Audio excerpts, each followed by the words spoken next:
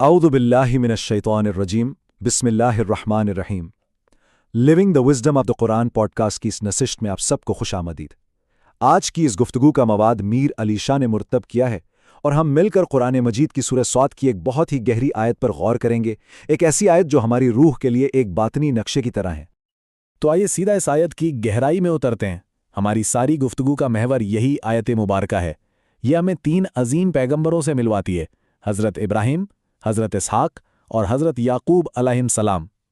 لیکن بات صرف ناموں کی نہیں ہے، قرآن جس طرح سے انہیں یاد کرتا ہے وہ بہت خاص ہے، قوت عمل اور بصیرت والے۔ اور یہیں سے ہمارا مرکزی سوال جنم لیتا ہے۔ ذرا سوچئے، اسی سورہ میں اس سے ٹھیک پہلے حضرت سلیمان اور حضرت ایوب علیہ السلام کی سخت آزمائشوں کا ذکر ہوا، اور پھر فوراً بعد اللہ تعالیٰ اس خاص خاندان کا ذکر کیوں کر رہا ہے؟ آخر ان ناموں کو ایک ساتھ لانے کے پیچھے گہرا مقصد کیا ہو سکتا ہے؟ چلیں اس سوال کا جواب ڈھونڈنے کے لیے سب سے پہلے ہم ان آیات کے کلاسیکل یا جسے ہم ظاہری مفہوم کہتے ہیں اس سے اپنی بات شروع کرتے ہیں۔ آیت میں جو الفاظ استعمال ہوئے نا، اولی الایدی والابصار، یہ بہت گہرے ہیں۔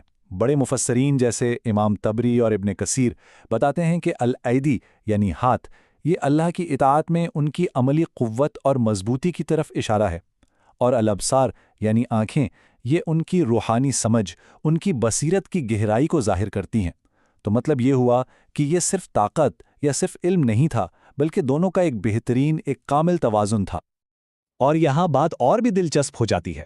مفسرین ہر نبی کو ایک خاص خوبی کے ساتھ جوڑتے ہیں، جیسے حضرت ابراہیم علیہ السلام قربانی سے حاصل ہونے والی قوت کی علامت ہیں، حضرت اسحاق علیہ السلام اللہ کی برکت کے تسلسل کی، اور حضرت یعقوب علیہ السلام شدید اشتیاق میں بھی صبر کرنے کی۔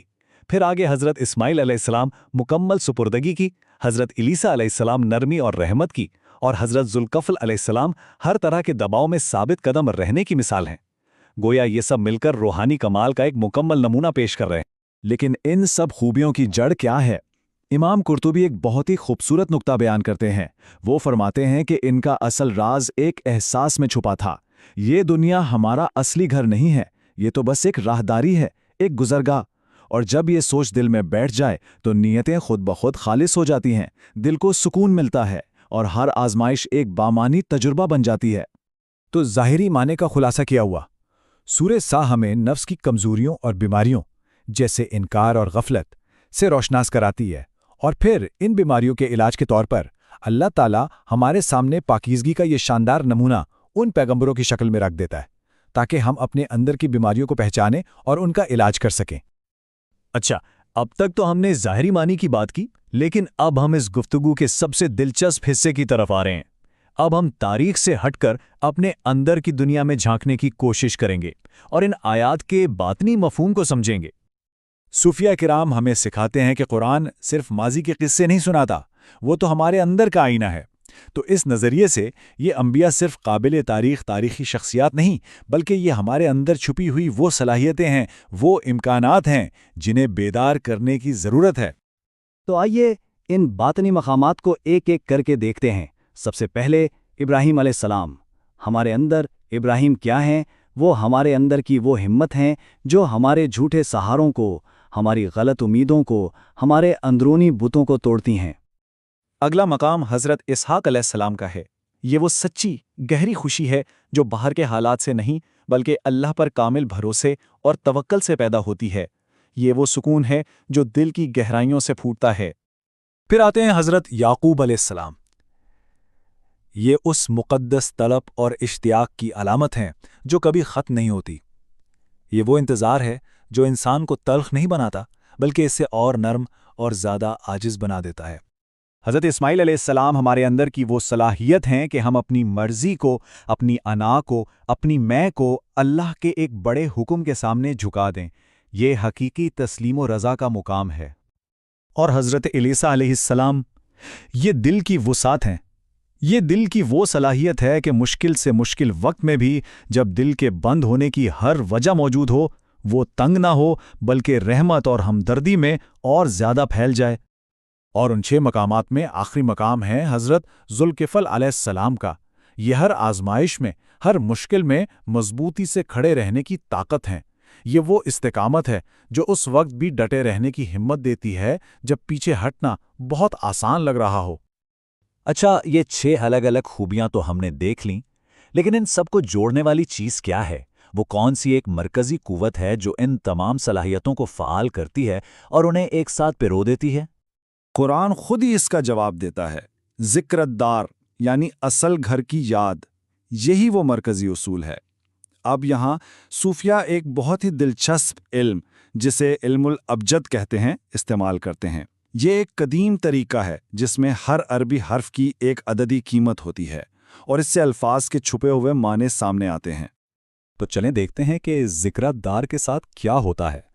جب ہم اس کے تمام حروف کی عددی قیمتوں کو جمع کرتے ہیں تو ہمیں ملتا ہے 930۔ اب اس عدد کو مزید مختصر کرتے ہیں، 9 جمع 3 جمع 0، یہ بنتا ہے 12، اور پھر 1 اور 2 کو بھی جمع کر دیں تو آخر میں ہمارے پاس کیا بچا؟ صرف ایک عدد 3۔ اب یہ دیکھنے میں تو ایک چھوٹا سا ہنسا ہے، لیکن روحانی دنیا میں اس کی بہت بڑی اور گہری علامتی اہمیت ہے۔ یہ عدد 3 یہ توازن کی علامت ہے، ہم آہنگی کی علامت ہے۔ یہ 3 چیزوں کو آپس میں جوڑتا ہے: ہمارا ظاہری عمل، ہماری باطنی حالت یعنی ہماری نیت اور بصیرت، اور ہماری آخری منزل یعنی اللہ کی طرف واپسی۔ جب یہ تینوں چیزیں ایک سیدھ میں آ جائیں، بس اسی ہم آہنگی کا نام نبوی شعور ہے۔ اور حیرت کی بات یہ ہے کہ یہ 1400 سال پرانی حکمت آج کی جدید نفسیات سے بھی مکمل طور پر میل کھاتی ہے۔